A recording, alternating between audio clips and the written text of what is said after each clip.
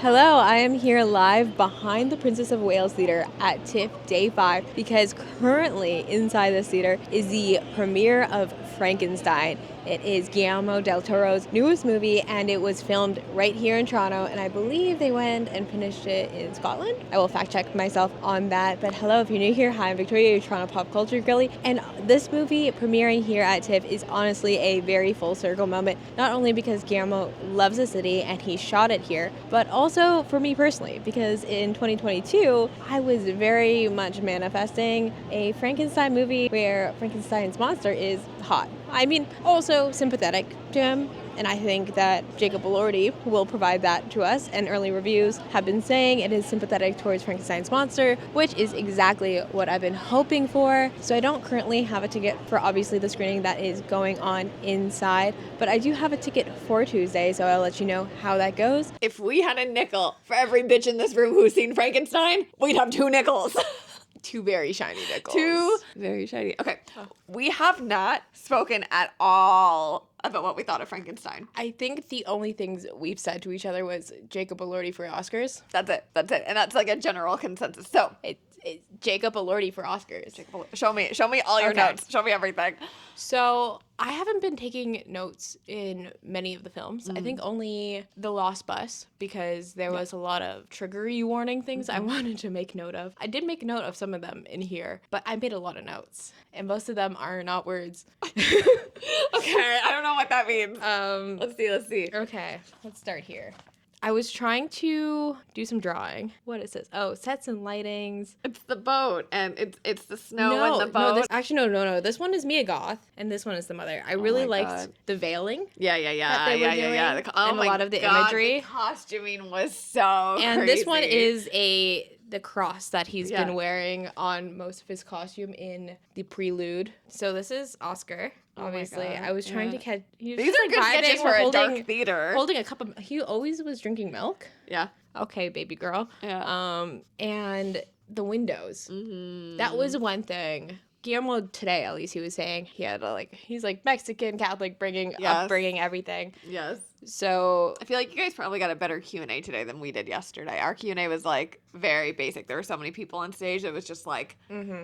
Each production member answered a question. Nice. Which was really good. Oh, you had all the crew, the Toronto people? We had casting director, I'm production jealous. design, Alexander Desplat. He was there last night, but none of them spoke. So they all spoke. I did record it. Yay!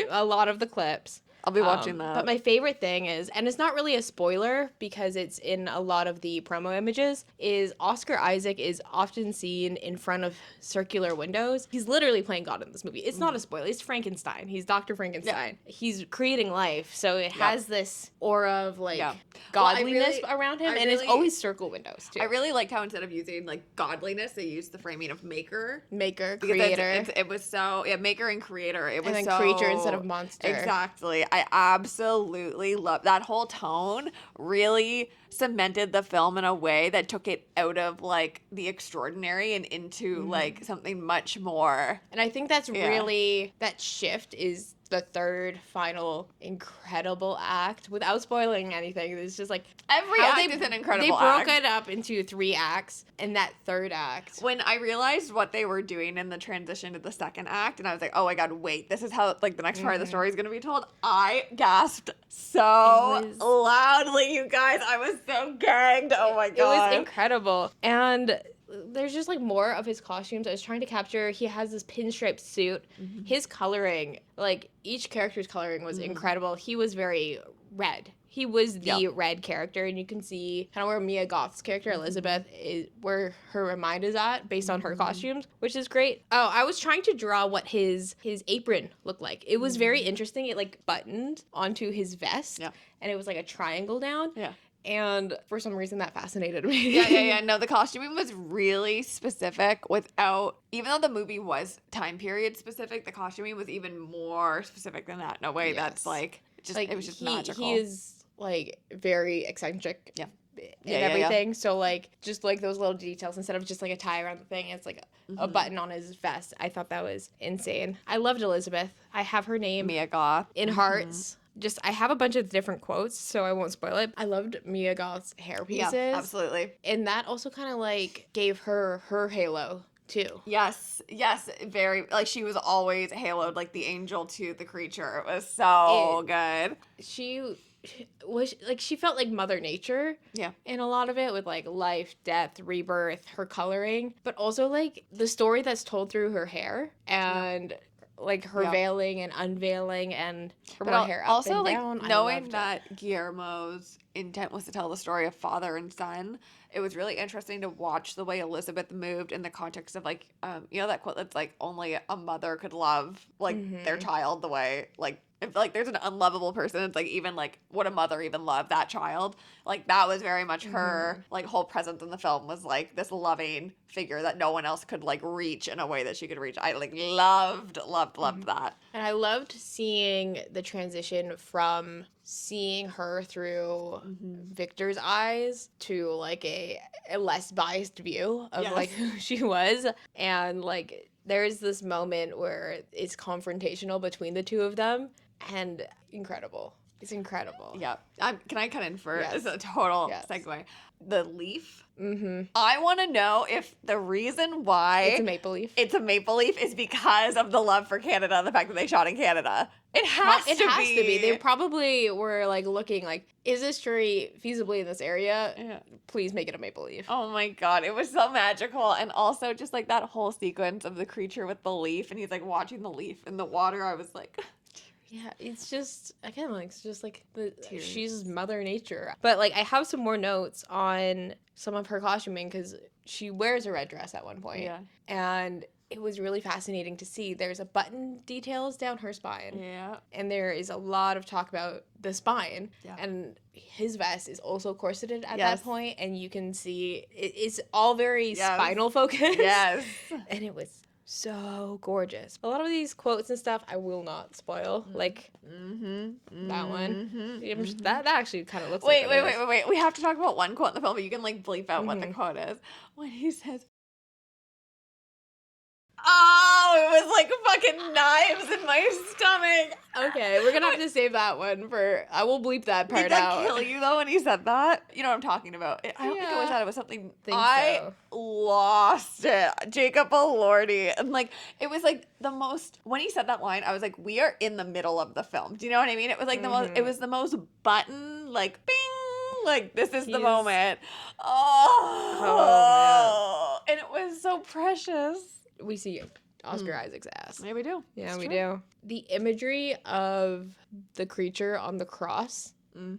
Yeah, Guillermo, you're Mexican Catholic. That's the religious imagery got me so. It was so good. It was insane. So he looked like an artist painting when he is building his Frankenstein's monster. To him, his monster.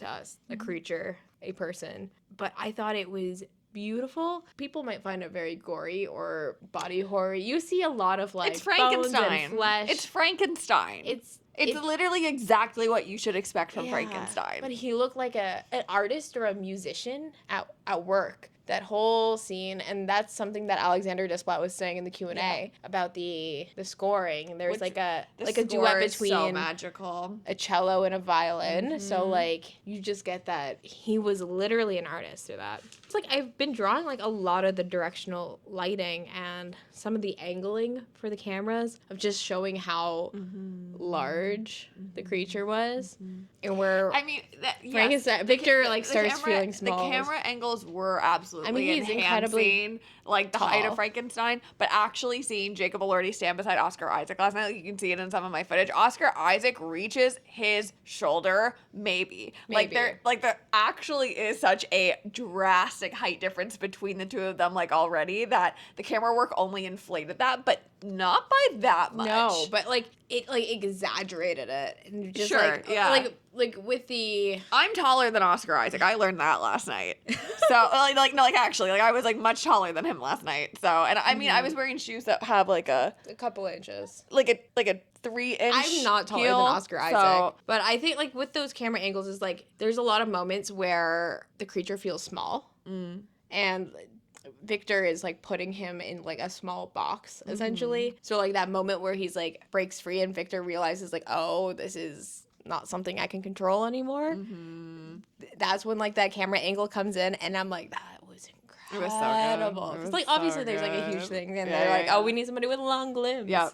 It's easier to work on bigger bodies. The trench coat Yeah. on the red carpet. Yeah. We'll insert the clip. His airport fits do go hard. Like, but I don't know if he's the kind of guy that, you know, people get off the plane, they change into the paparazzi like outfit, and then they exit the airport. So I want to know, like, is he actually wearing that outfit during the flight? My question is, how did he get a trench coat that long for that one TikTok recently?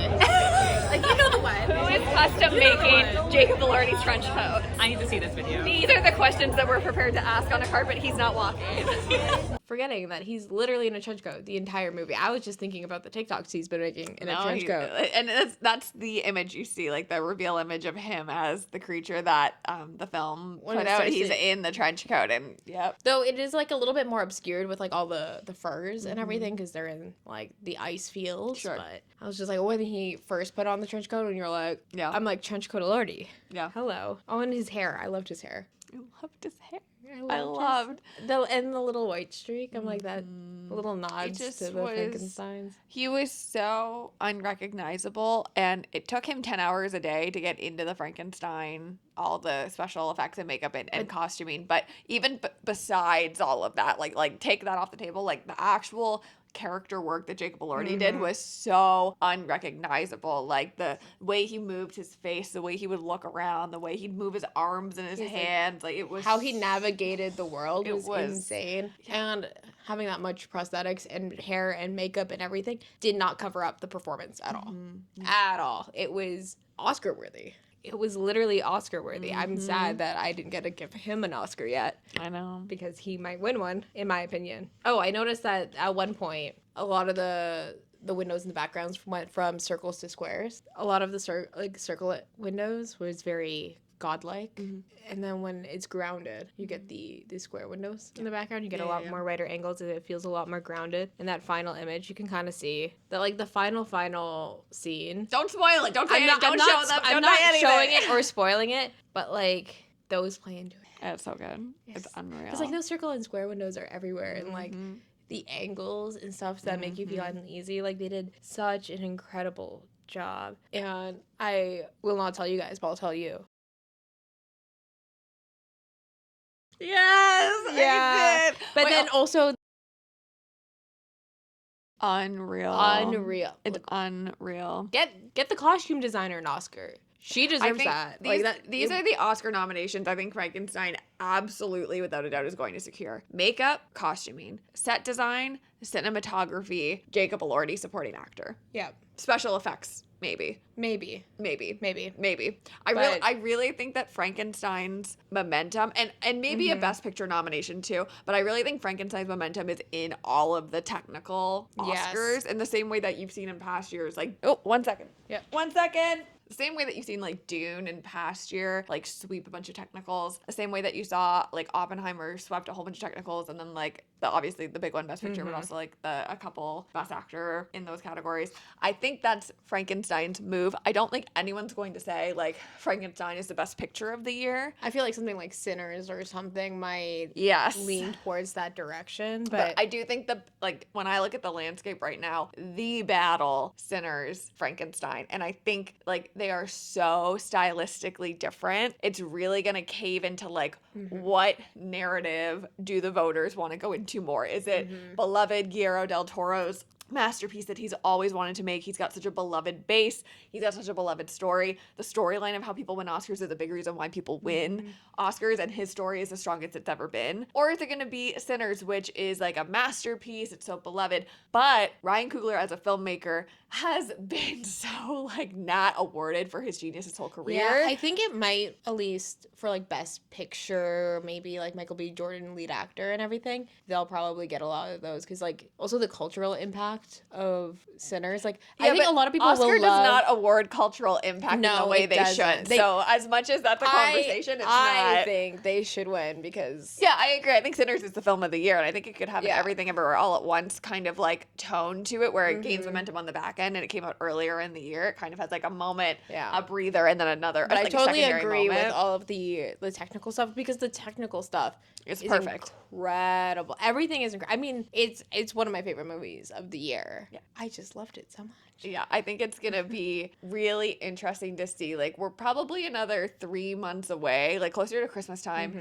before like the Oscar deadline even comes. You can start to kind of see the shape of where award season is gonna go. And I think like the thing that moves the needle every year is packaging a story. Because if you can get your movie into Best Picture, like the movement to do that is what supports you in your other categories, Yes. right? It's quite difficult. And every year there might be like one film that's able to like snag like one nomination plus one Best Picture. But I think Frankenstein's got a lot of heat to throw in the technical world that will get them into Best Yes, Picture. like- And again, Guillermo del Toro is so beloved, Yeah. and that will also really help in terms of He has a lot of push behind him. Always. And a lot of very loyal fans. That's one thing I wanted to note is all of the Mexican people who've flown up for this Yep. premiere. I've met so many. They've been so loud, so proud, and I've loved it. So how was it last? Let's talk Okay. about last night. Yes. Let's talk about last night. This is what I also want to chat to you because this is... We have not talked at all. We split,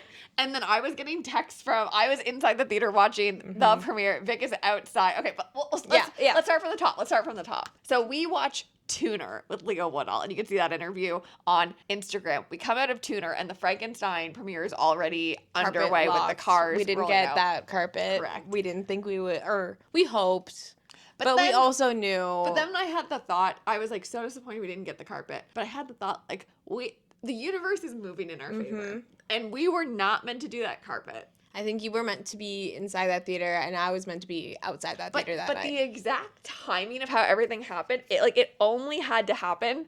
Like, it was so burnt toast theory. Like, if we hadn't done the exact things we did at the exact time we did them, none of the things that happened last night would have happened. So we come out of the premiere, and we walk Around the barriers. Tuner and Frankenstein were in the same building. So we come out of Tuner, walk around the barricades, and you get a spot. in the crowd enough that I was able to get clips of all the stars arriving and saying hi to a lot of the fans in the fan zone.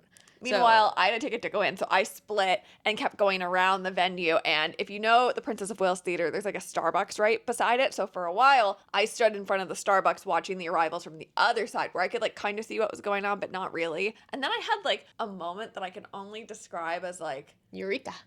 not even eureka. It was just like, I just felt it. I was like, I think now is the time to go stand in line. And Jacob hadn't arrived yet. I cannot explain it, but I was like, no, I have to go walk and get in the line, which meant going around the back of the building to get to the other side of the theater. So I leave my spot and I start walking around the back of the theater, and I see the back of the theater where everybody exits and the barricades. And I text Vic and I'm like, you have to leave your spot and come to the back of the theater because there's a lot of room here. All the fans are waiting for Jacob. Like, come get a good spot back here and you can see everyone when they leave. And we knew from past years that not all of the cast and crew stays in the theater during the showing. Yeah. So as soon as I got that text, I was like, okay, let me go around the back. It was like further down the barricade. But still a really good spot. Still a very good spot. I did move up spots because I stayed the entire time. Yeah. But then I just parked myself. So I'm walking around the back of the building texting Vic. And there was one, we love all the volunteers at TIFF. This is no shade at all. There was one volunteer that was telling people go up 2 blocks and to the right to the back of the line for Frankenstein. And I went, no, I think I can there's probably like another way to get in. So volunteer did not listen to that advice. Instead, I cut around the back of the building just like, I would have. And another volunteer on the other end of the building saw me, and she crossed the street and walked over to me and said, if you want to join the line for Frankenstein right here, you can join the line right here. And I literally was like, oh my, I think her name was Inshu. Inju, shout out to you if you're watching. I literally asked for her name because I was like, You're a queen. I literally felt the universe so like in my head and in my gut. And then she appeared out of thin air and was like, why don't you come this way instead? And I told her, there's another volunteer sending people like way up. And she goes, oh yeah, that's outdated information from a few minutes ago. People can come here now. Amazing. So I joined the Frankenstein line like much closer to the theater. And then as I'm coming around the front of the building, my friend, who's a critic, shows up right beside me. And if we had not seen each other in that exact, like, 30-second span, my whole night would have been so It would have been very different. But while you were catching up with your critic friend inside and making moves for later, I was parked up, and initially we saw a lot of the people leave. Mia Goth and Christopher Waltz, they kind of like hopped in their cars, didn't really have time to say goodbye to anybody, because again, they were just like waiting for the movie to be done and come back for the Q&A, because it is a lot to be in the theater and sometimes it can be a little unsafe. It depends on what they want to do, really. And Guillermo del Toro comes out, and he doesn't come to our section, unfortunately, just a few people in the front.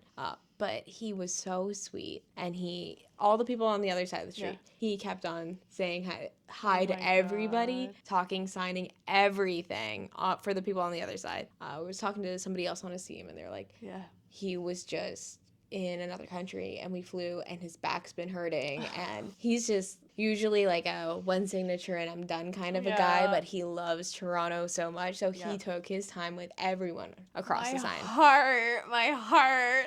But that's not all. So then he gets into his car, and then he goes, and then they come back for the Q&A. And you stayed the whole time? I stayed the whole time. time. What did you do that whole time while you were chilling? I was hanging, yapping, here and go. Yeah. I had a lovely girl from Guatemala next to me, so there's a few Guatemalans, a few Mexicans. Because you were wearing your Guatemala shirt. A lot of people did think I was either Mexican or Guatemalan because I am ambiguous. Sure. It's not uncommon. I'm like, oh yeah, like I'm kind of tan, dark hair, whatever. Yeah. Like pink hair right now, but like darker hair. features in that case. But everybody was super fun, super kind. Nobody was like really on top of each other. Oh, I love that. Because there was TIFF two. Is so good. TIFF is so good. Like 3 sets of barriers around the doors. There's one right on the one side, and all the photographers park up there. Yeah. With their step stools and everything. And I was like, no, I want to go around the other side because... Yeah, because I was texting you. I was like, go around the far side. Don't, like, stop. Like, come all the way around. And then there's, like, a barrier across the street where everybody, like, the police end up moving them around a lot because that's where they kind of, like, bleed into the street. And they're not really supposed to be there, but they do. Okay, so Q&A, everyone comes back. They come back. Yeah. So Guillermo del Toro comes back, and he wants to start talking to people again. And they're like, no, you can't. You have to get in there.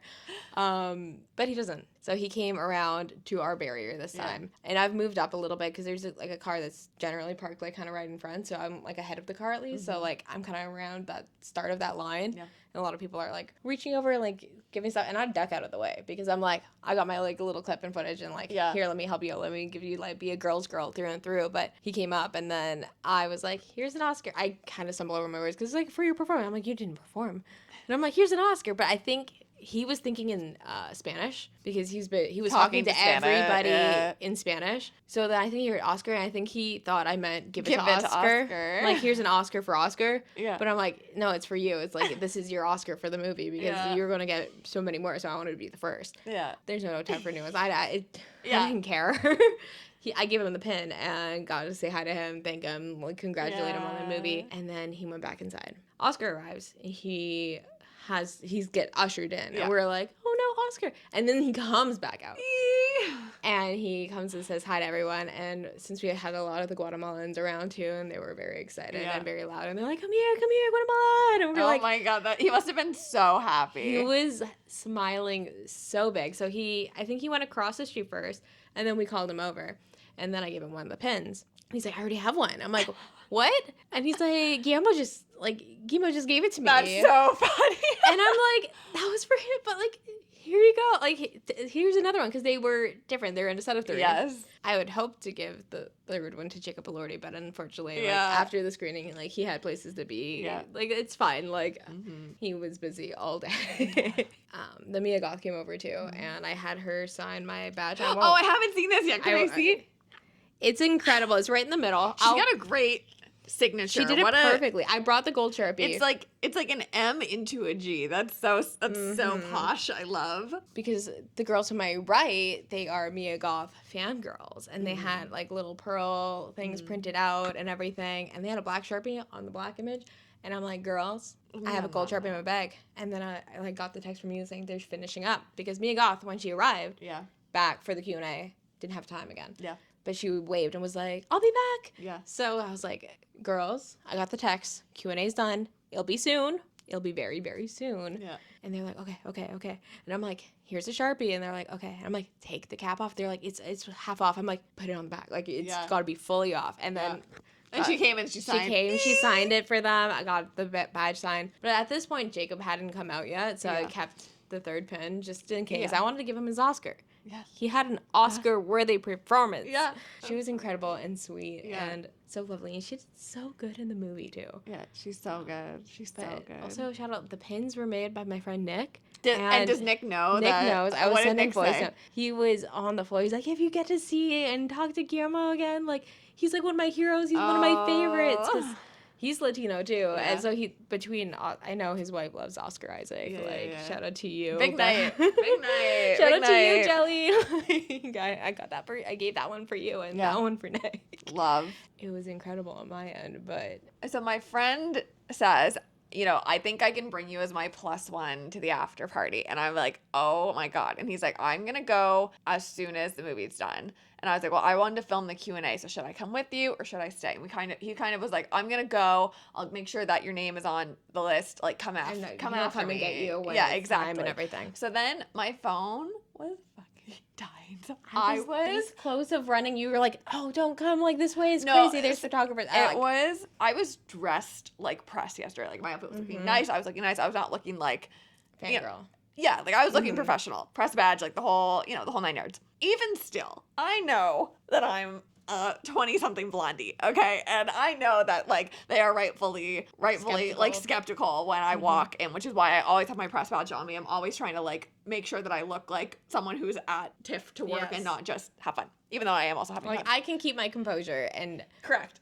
Not invade people's Celebrities privacies are a part of my job, okay? I'm not, like, yeah. like, I'm cool. Even still, I was very nervous. So I'm walking over by myself, my phone is dying. And also, I don't know what was happening with my phone last night. This is part of the reason why my phone died. Service was really bad for me last night. I was getting all my texts out of order. All of your texts about what was happening outside were all coming in the wrong order. So I could not follow what was going on. I was like, there's a pin, and then Guillermo, and then a phone. I was like, what is happening to Vic? Like, it sounds like it's all going well, but it was so jumbled, and I was like, I don't even understand what's happening. So my phone's dying, nothing is sending, nothing's receiving. I couldn't even make a phone call at one point in the crowd because the same theater was hosting the premiere for Smashing Machine. So it was wall to wall for The Rock and Emily Blunt. I had a really hard time with my service leaving the theater today, it was too. So really I think it's bad. something about Princess of Wales that like really screws up your service for a little kills while. I should have turned my phone off for the long ass movie, but instead my phone was on, struggling with the reception the entire fucking time. So I'm walking over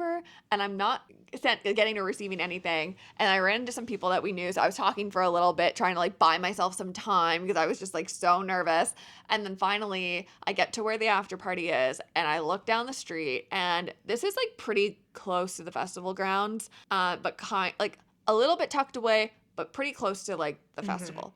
And the street has a line of people all going in for the after party. They have barricades up outside to keep the fans back. And I was just like, oh my God, I'm just so nervous. I'm just so nervous. I don't know what to do. So I get in the line, and thank God, I want to shout out Fangirlish. The people that are here from Fangirlish were also in the line. We all became friends. We were all chatting, and I told them, like, my friend's inside. And I said he gave my name to the lovely folks at the front. And these are people that we've also been communicating with because we're going to a Netflix premiere tonight. So it's not like I'm not unknown to them, but I don't want it to be weird. I don't want anyone to think I'm, like, trying to crash. Anyway, it was all so fun. I got up to the front. I showed the text. I showed my badge. I was like, he said that he would let you know. And the girl figured it out like right away. It was literally so not a problem. I was worried for absolutely nothing. But I was just like, whoo, because you just never know with these things. And, because you were so nervous because I was like, oh yeah, like you're like, oh, my phone's dying, and I was like very close to like being like, do you want me to run you this? But then you were like, still come. There's like the security looked like brick walls outside. The security looks really scary. They're going to throw me 5 blood. Like literally, they looked like they were from X-Men. These guys that were. So I'm like, okay, if you're like, scared of the security and you just want to get in there, I'm like, okay. There was so much security at this venue. rightfully so. Rightfully because so, Oscar Isaac, Jacob Elordi, Mia Goth, like, they probably all have their own security teams. And Guillermo also had, like, so they probably had, like, multiple security teams, a film security. Like, there was so much happening on top of, like, whatever security, like, the venue would have been managing. You gotta meet everyone. I did get to meet everyone, so I go in. Yeah. So the venue had lots of, like, projections from the film, a lot of, like, the same, like, gothic fonts for things. They had a custom drink menu, which had, like, I didn't get, again, my phone was dying, so I have, like, no That's the only, footage that from was my the party. only regret the entire night. I was like, I should have just went anyways to, like, bring you that. And then we could have tried to sneak you in. That's my plus one. Anyway, so there was a custom cocktail menu. There was like a spicy margarita that I was drinking. There was like a martini. There was, you know, just like a regular kind Bar of menu. Yeah, bar menu. There was sushi. There was guacamole. There was ribeye steak. Everyone was talking about the ribeye steak all night. They had so much food floating around. And then, yeah, I went out. I found my friend. He was like trying to, you know, get out the door to write his review. So it's really funny at these events because everyone goes right away. They have like one drink, and then a whole wave of people leave to go write reviews, and like some people were going to Smashing Machine premiere. Like it's just chaos. But I want to shout out Sam, who you'll see in the photos with me, because he is also like a YouTube and video style critic Sam. like us.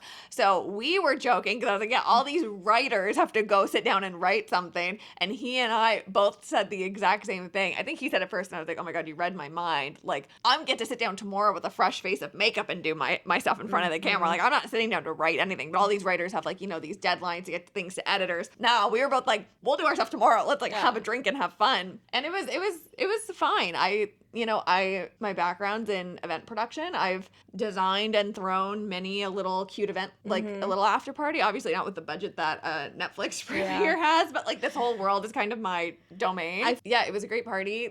I personally find it tough when like the way that this was designed, rightfully so, was there was like a lot of reserved seating for like the important folks that were there. But sometimes you go to these events and the way that they do it is there's like a reserved section versus like reserved having them tables. Yeah. And if you have a reserved section that everyone can go into, that really helps the flow of the party because people can get up and walk around, and like the folks that have access to the reserved section can come out to everyone else, and it's kind of easier to mingle. But when you do privacy reserved too. Yeah, when you do reserved tables, it's kind of like tough because there's not as much separation, and I don't know. So if you look at the photos from the after party, like you'll see all of that. But either way, there were moments that we got to go in and say hi to folks. And again, shout out to Sam, because I told Sam like, you got to lead and I'll follow, because a blonde girly pop trying to say hi to people. I was just really nervous. So we all went as a group. Please, Jacob Elordi. We all went up as a group, and I got to say hi to Oscar Isaac. And when Jessica Chastain was here a few years ago, when her and Oscar did Scenes from a Marriage, the TV show, that really changed my whole career, because their whole press tour, they took it to Venice. That was when he did the whole kiss on the arm thing on the red carpet. Like that whole campaign and promotion of that show really changed the way that I talked about pop culture on the internet, and kind of got me to where I was today. It was one of those really, like, Don't Worry Darling, Scenes from a Marriage. Those were two of the really big things that like changed my whole career. So I thanked Jessica for that a few years ago. And talking to Oscar last night, I was like, I really I said the same thing to Jessica when she was here, but like your work on that show is really the reason why I'm here. Anyway, he was very sweet. He really entertained everyone, which was nice. We took a photo, which was very nice. And we talked to Guillermo as he was leaving, and I got to thank him for everything he did for the city. I was like, thank you for everything you've done for Toronto. Like, it means so much to us. And he was like, I love Toronto. I love doing things for Toronto. That was one thing today and yesterday. I was talking to somebody on his team, and they're like, yeah, like he has his favorite bookstore, and like he just takes them every single time he's there. Yeah. And they're like, oh, it's like a partnership. He's like, no, he just loves it. Yeah, there's a bookstore, there's a movie poster store, there's like 2 or 3 stores that he single-handedly really he helped. really helps them just because he loves it so much. Yeah. And then at the end of the Q&A today, he was just like, also, like, thank you. Like, I've been shooting here for so many years. Like, the first time I shot in Toronto was like 1996, and like over over the last, like, how many ever years? Like, it's been the greatest. You guys are the greatest. I've basically lived here for 15 years. Yeah. And He loves cheers it. for Toronto. And then he made everyone do a standing ovation for Toronto. That's so cute. Last night his quote was something like, Canadians are too fucking polite to say it, so I'll say it. Like, Toronto's the best. Yeah. Casting director is just like, Canadians don't know how to take a compliment, so I'm gonna like... Yeah, so funny. We went up to me at Goth and said hi. She was out and about, like, standing and mingling, and I had a nice chat with her, because she's filming Star Wars right now, too. So I said to her, I was like, and good luck with Star Wars, because I'm going to be on the internet defending you with my life, because sometimes Star Wars fans, I said something to the effect of, like, you know, I'm going to be on the internet defending you because I know you're going to crush it, and I don't care what the Star Wars fans say. Like, you're going to be so great. I can't think of a Star Wars actor who hasn't had the brunt of it. Yeah. So I told her, I said, we're defending you. You are going to crush it. You are it. Maybe Jude Law. I don't think as many people watch Skeleton Crew, so... Especially anyone who's femme in Star Wars verse really gets it. So I told her, I said, we're defending. We're defending If you're Mia not Goth. a white man, and then you go through it. Yeah. And that is and then not a surprise. Actually, it shouldn't happen, but like it is expected now, and it's awful. But so then the Jacob Elordi of it all. Because for 4 years at TIFF, we've been swerved by Jacob Elordi. I was still swerved by Jacob Elordi. So we have 50% of the way improved our Jacob Elordi standings when it comes to TIFF, because I'll tell you sequentially what went down. So this is right at the exact same moment as we're with Oscar Isaac. He stands up. I don't see Baz Luhrmann coming out he's kind of behind me trying to get to Jacob, and my shoulder, like, I wasn't in between them, but my shoulder was kind of in between where Jacob was and where Baz was. So I don't see Baz. I see Jacob stand up. I see him take a step towards me. I look him in the eye. Like, I'm like, boom, you mean with my look head. him in the eye? Yeah, exactly. And I'm in my, my sparkly headband that I wear and everything. So I'm in the sparkly headband. I don't know if that's the reason why I caught his attention, but I whip my head. He looks at me and I go, congratulations, Jacob. The film is so good. And he went, thank you very much. And then turned to Baz. And that's when I realized Baz Luhrmann is trying to get to Jacob and I'm in the way. And our friend, who's a photographer, their photo. Was taking their photo. And I didn't even clock that I was behind them until he showed me the photo. And I went, wait, that's me. And he's like, yeah, that's you in the background. This is your photo of me, Jacob and Baz. Because you didn't get a selfie with him. You just got No, I didn't get a photo with Jacob, but I did photobomb him. A photobomb. I'll take it. You'll take it. And some other folks came into the party later on, like after the room kind of cleared. You mentioned Maud Apatow was there with some folks, and I loved. Okay, that's one thing about this TIFF is like all the Euphoria cast has been supporting each other. For Christy, apparently Barbie and Maud was there, and then for Poetic License, Sydney and Barbie were there as well. Jacob only flew in like yesterday, so he couldn't get to participate. But they all came to support him. So I was actually leaving with I had my big trench coat, my big bag full of our mics and stuff, and I'm leaving. Oh, trench coat on brand. Trench coat was on brand for Frankenstein. But I'm leaving, and she was kind of beside me, and I just kind of turned my head and I went, congratulations on your film. It's so good. She went, oh my God, like she was so surprised actually. She was like, oh my God, thank you. And I went, no, it's so fucking good. And she laughed and she was like, oh my God, thank you so much. Like she was really surprised. I don't know, like maybe that someone had even seen the film. And then Tessa Thompson was there. And because I saw her earlier in the day in conversation with, but you got to actually. I just again, a similar thing as I was walking by, I just congratulated her on the film and told her how great it was to have her. And she just said, thank you. And I cannot explain how happy everyone was at this after party. Like everyone was so thrilled. Obviously, all these folks were so happy to just like be supporting. It seemed to be the after party where a lot of the actors got to just hang out with their friends. Yeah, and I at that point like Poetic License like most of them they're all done. Had a premiere the night previous and had the in conversation with. So I don't know if maybe like I think it's like the last of their friend group like had their premiere and then they gotta like just or close to the end of TIFF anyway. Yeah, because they had to be all stuffy for the tribute awards and then they had to be all like media trained for like all of the interviews and now they gotta be like, oh sweet, close after party and let's hang out with our friends and celebrate everyone because like everybody knows everybody because like you have like all Marvel and Star Wars and this and all these different IPs and they all cross over and they're like they've all like worked together before and it's just so happy because it's just like actually surprise it's not a huge world. Everybody knows everybody. And everyone's just a human. Yeah. And that's also like one of the things that like as much as it's like so exciting to like go take a photo with someone and or like shake their hand or whatever, like and we've even been experiencing this on the red carpet. Like it's been so important for me to like we start an interview, we always say who we're there with and what our names are, because I'm like, I really don't like some of the transactional feelings you get when it's like, you're trying to like ask questions to get answers. So it's like slowing the pace down, even in a moment that's super panicking, to be like, I'm Liz, nice to meet you. Mm-hmm. Sometimes it doesn't have to get people to like, Yes. you feel more like it's a human interaction than like a transaction. When you put out we're all just vibing, like friends, we're friendly, like I see you as a human first mentality. Yeah. All of these interactions are so much smoother, even from the fan zone. I was making friends, but side by side, I'm like, let's do this. Like, you need to get your photos, you get your sign. We'll all work together. Yeah. And even, like, in our section of the crowd, like, I mean, obviously we were, like, cheering Mexico and Guatemala, but, like, we weren't yelling at them. We were like, oh, please come here. But, like, it wasn't, like, yell at your face, do this. And, like, they spent more time with us. Surprise, surprise. And, not actually a surprise because, like, we treated them like a human. Because they are. Yeah, because they are. And they're working. We're just excited for you, and we're excited for your work. And it's exciting to, like, cover it and be a part of it. Now we have so much material for when the film's actually releasing that we can, like, do our jobs with. And, yeah, I'm just really... It was just such a fun moment. And, like, I'm still processing all of it. Clearly, we both are. I can't believe that you got them outside. Like, that was so special. Yes, it was incredible. I'm really happy that I had those pins on hand of Nick's to give to them because... I think, like, they love fans. They love appreciating art. Like, 'cause it's really fucking cool art by, like, a Latino artist, man. Like, what do you... Yeah. Of course. Yeah. Of course. But, like, I was saying at the beginning of TIFF for everybody was like, what's your goals at TIFF? What's your goals at TIFF? I'm like, of course. Like, we're working. We're doing everything. Yeah. But I really wanted Frankenstein. And we got I think we had... Between the two showings, I think that was also meant to be two because I got a different Q&A than you. Yeah. So we covered all we both the got different interactions with Frankenstein. everyone, even if Jacob Elordi did still swerve me. But that's okay. There'll be a day. And look at it. It'll be great. It's just incredible.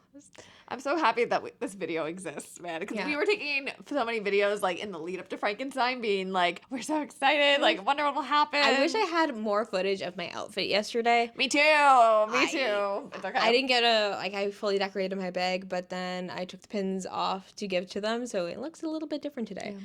I still have my little Poe Dameron figures. I'll insert a picture of that there because I think I do have a picture of that. My bag is currently the same right now.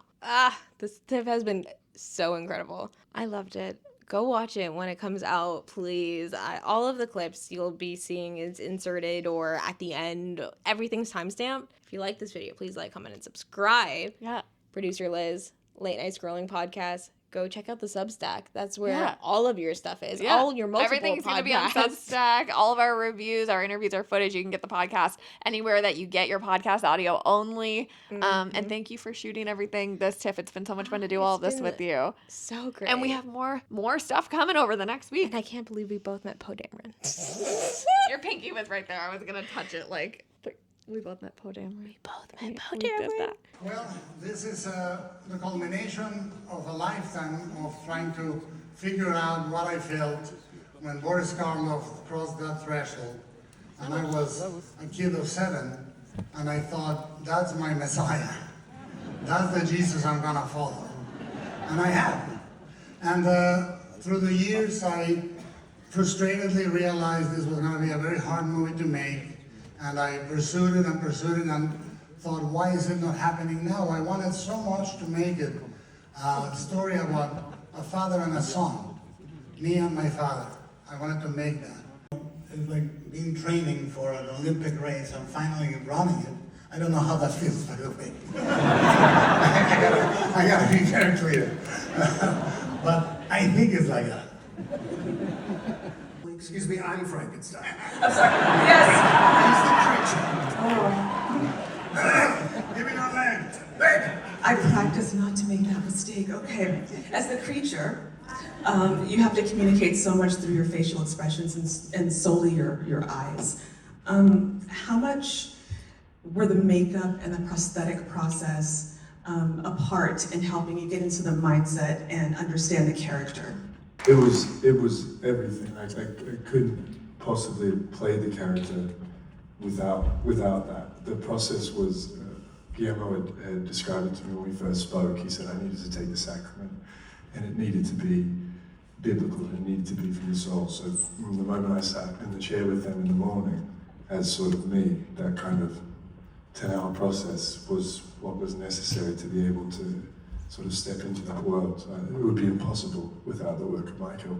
The creature, he starts out very childlike and innocent, but it's when he actually meets the older man and he starts reading about the human condition, he becomes a bit more angry and a bit more sad about his state and his circumstance and wants to pursue his creator. Can you talk a little bit about why it's that journey of learning more about the rest of humanity that makes him understand who he is? Well, I think that it is clearly in the book, and it's clearly in the journey that we exist in a state of innocence. I mean, the biting of the apple is the tree of knowledge. I mean, it is when we recognize our condition, is when we start feeling the world as a place that is either welcoming or horrible. And eventually, after 50, you realize it's both. You know, you realize that that's the way it is. One of the books I recommended all the cast and I sent it to them is the book of Job, which is the most mysterious, beautiful book in the Bible. And it's exactly that question, why do bad things happen to good people? And the answer God gives is, basically, that's the way it is. And you don't question me. Which is an answer I heard from producers, but not from God. But ultimately, that's what we have to make peace. The world is at the same time a horrible, marvelous place. And that's the journey. The journey is every man's journey. So I am right now preparing a stop-motion adaptation of The Very Giant, the Kazuo Ishiguro novel.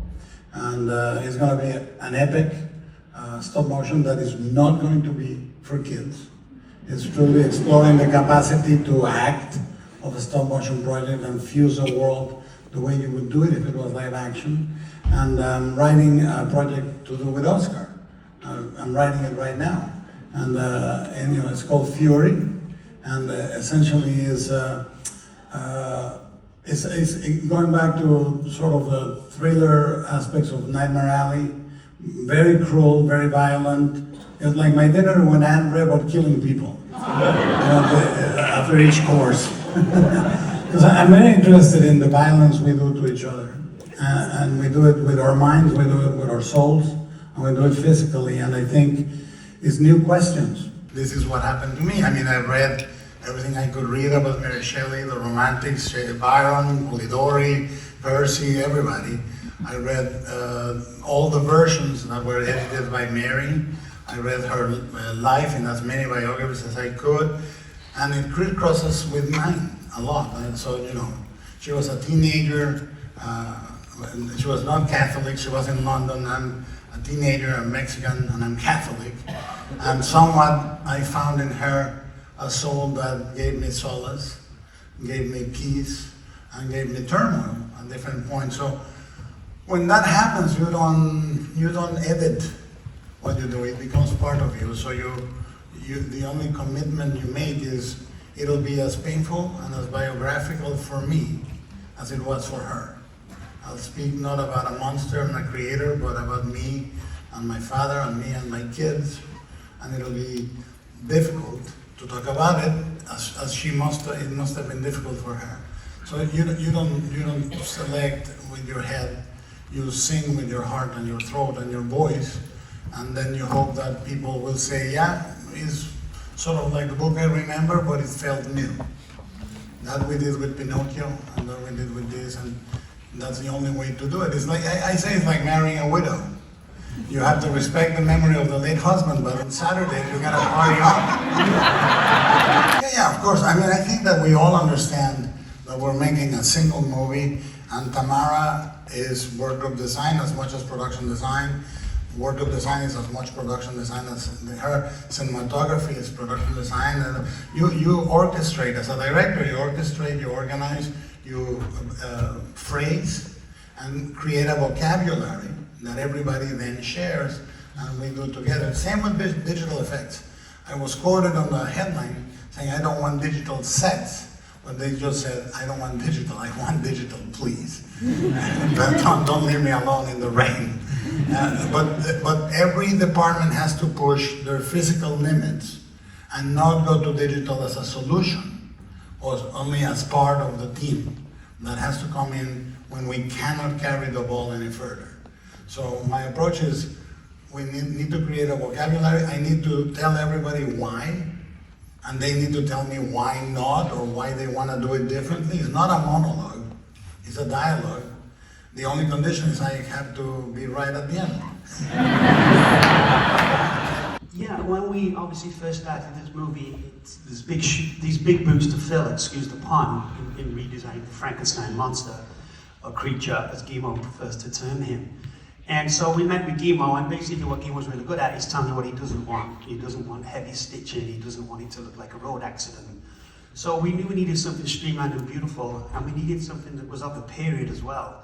Because the creature's not ugly. I mean, the surgery that's been done to him is what is ugly. He himself is not ugly. So that's what we bounce from, is trying to make a creature that's not attractive, but just not offensive looking. And again, very period. And because we both didn't want the fact that a lot of the Frankenstein monsters you have seen do look like road accidents. You would think, oh, this guy's been hurt and someone has repaired him. But we didn't want that, so we did a lot of geometric shapes and things. So when you first see this guy, you say, somebody did this to him. You know, this isn't an accident. Someone would purposely cut this guy to pieces and reformed him. I think that was the initial. And Guillermo wants everything to look, very beautiful. He has a style that I've kind of tuned into. So, it was a process, but it wasn't too much of an arduous one. We kind of agreed kind of early on how this thing could look. It's a very difficult movie to score because it's a huge, epic drama, and there's a lot of music to write.